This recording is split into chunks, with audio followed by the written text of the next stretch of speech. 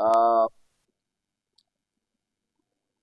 moja kati ya wachezaji ambao waliimbwa sana na nilitegemea wangekuja kuwa na performance kubwa sana ya hali ya juu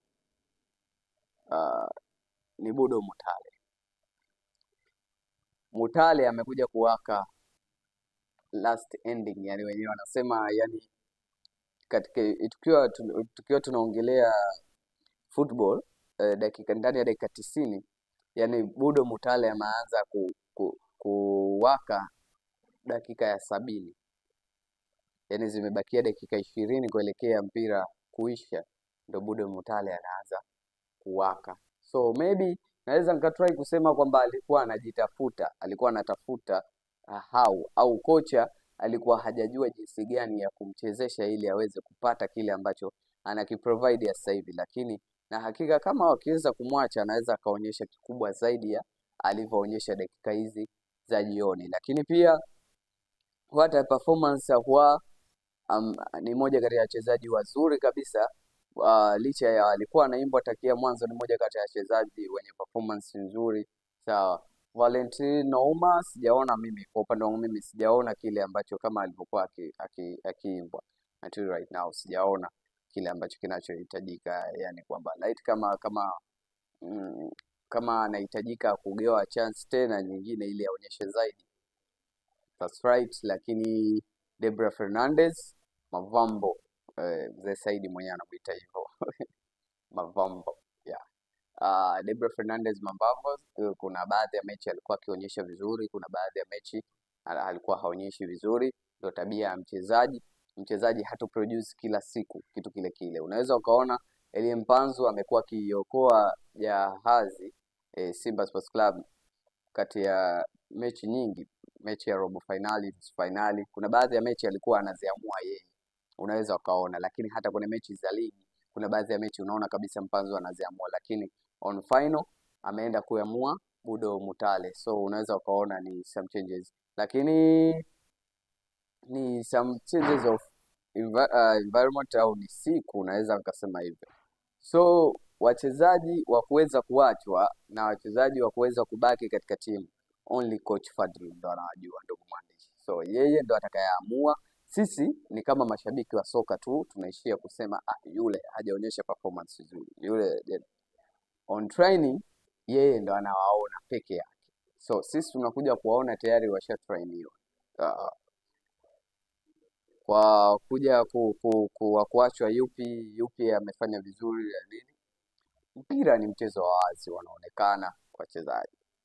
Yule waliokuwa kimdharau amenyanyuka na kuonyesha, yule waliokuwa kimnini kidogo. So wachezaji watakaoachwa na wachezaji ambao watakaobakia ni coach Fadlu mwenyewe ndo anajua. Lakini kwa upande wangu wachezaji bora kutoka Simba Sports Club waliweza kuonyesha kiwango bora ni Elie Mpanzu. Elie Mpanzu amekuja dirisha dogo kama unakumbuka, lakini ameweza kukopa mazingira faster na ameweza kuingia kwenye formation ya mwalimu chap. So naweza nikasema Mpanzu au Musa Kamara wate goalkeeper, japokuwa kuna baadhi ya madhaifu anayo ambayo kila mchezaji lazima awe nayo hayo madhaifu, lakini ameweza kufanya makubwa. Fabrice Ruamba Ngoma, what a performance. So kuna baadhi ya wachezaji ambao mimi na appreciate na wanaonyesha kiwango kikubwa sana. What a captain Mohamed Hussein Zimbwe, ni moja kati ya captain bora, ameonyesha performance kubwa, ni moja kati ya mtu ambaye he never give up, yani nako tunako mpaka mwisho. So hapo wachezaji ambao wanaonyesha performance kubwa sana. So that's why kama unakumbuka nilivyosema mwanzoni kwamba kuna wachezaji lazima watakuwa drop out na kuna wachezaji watakuja kukava nafasi za wale wachezaji ambao walikuwa drop out. That's why ndio unaweza ukasikia Simba Sports Club wanahusishwa na baadhi ya wachezaji mbalimbali. Ikitokea Simba wamekupa salamu au wamekuwa washauri wachezaji watatu waingie wasajili ungeenda na nani wa hapa ndani na wa kimataifa? Wa hapa ndani mimi singehangaika kwenda mbali sana, ningeenda zangu Singida pale, ningechukua Jonathan Soa, ningeenda kuongeza katika eneo la mbele la ushambuliaji pale.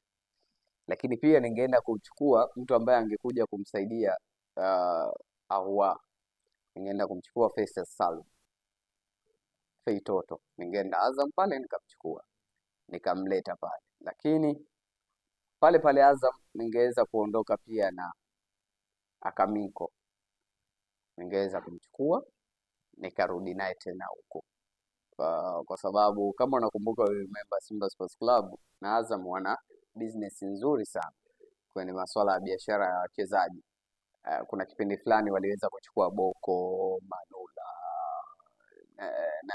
yani wachezaji karibia 4 sijui 5 waliweza kuwachukua. So unaweza ukaona pale hata yule Sila kama akipata timu kama Simba, kama Yanga, akiweza kufanikiwa akaingia kwenye timu moja hapo, na hakika kwenye kimataifa ataonyesha performance kubwa sana, tofauti na vile ambavyo yupo pale Azam Sports Club. Tubalizie na msimu unaisha, naona nani anachukua ubingwa kwenye CRDB na pia kwenye ngao. Maamuzi yataamua. Kwa hiyo unaviona uwanjani itaamua.